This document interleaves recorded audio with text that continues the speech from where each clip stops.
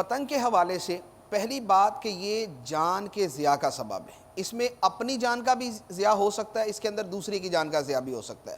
اپنی جان کا ضیاع اس کی مثالیں جو ہے یہ اخباروں کے اندر پڑھ لیں دیکھ لیں تو اس کے اندر کتنی مثالیں ملیں گی۔ پتنگ لوٹتے ہوئے جناب گاڑی کے نیچے آ کے مر گئے، پتنگ لوٹتے ہوئے ایکسیڈنٹ ہو گیا، ٹانگیں ٹوٹ گئی، بازو ٹوٹ گیا، پسلیاں ٹوٹ گئیں۔ یہ اپنی جان کو نقصان پہنچانے والی یہ جو صورتیں ہم نے بیان کی ہیں، یعنی جس کے اندر پتنگ اڑانے والا یا پتنگ لوٹنے والا یہ دونوں جو ہے یا تو یہ چھت سے گر سکتے ہیں، یا یہ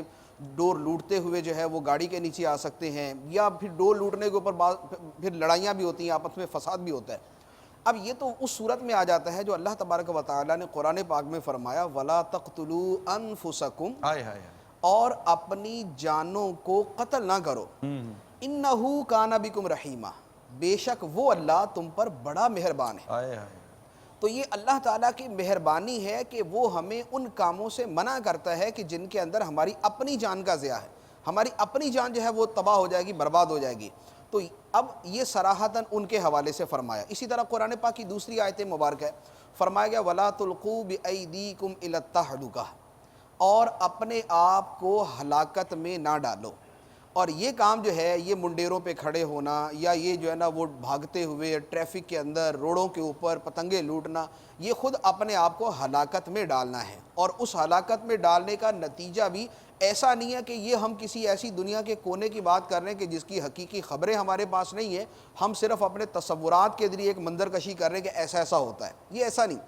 یہ وہ صورت ہے کہ جو آئے دن پیش آتی ہے، جو ہم خود روڈ پہ چلتے ہوئے دیکھتے ہیں، جو ہمارے میڈیا کے اوپر دکھائی جاتی ہے، جو نیٹ کے اوپر جس کی تصویریں موجود ہیں، یہ وہ ساری صورت۔ تو اب اس اعتبار سے یہ پتنگ اڑانا یہ اس آیت مبارکہ کے برخلاف ہے، وَلَا تَقْتُلُوا أَنفُسَكُمْ، اور اپنی جانوں کو قتل نہ کرو۔ یہ اس آیت مبارکہ کے خلاف ہے جو اللہ تبارک و تعالیٰ نے فرمایا وَلَا تُلْقُوا بِأَيْدِكُمْ إِلَى التَّهْلُكَةِ، اور اپنے ہاتھوں خود کو ہلاکت میں نہ ڈالو۔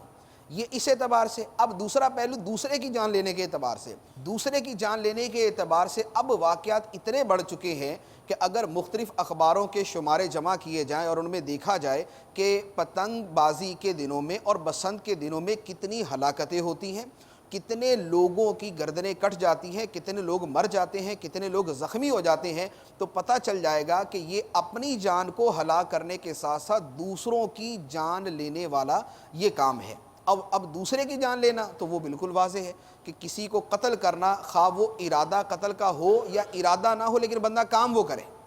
ارادہ قتل کا نہ ہو لیکن کام وہ کرے کہ جس کی وجہ سے دوسرے نے ہلاک ہونا ہے، وہ بھی اسی طرح حرام ہے کہ جس طرح بالقصد قتل کرنا جو ہے وہ حرام۔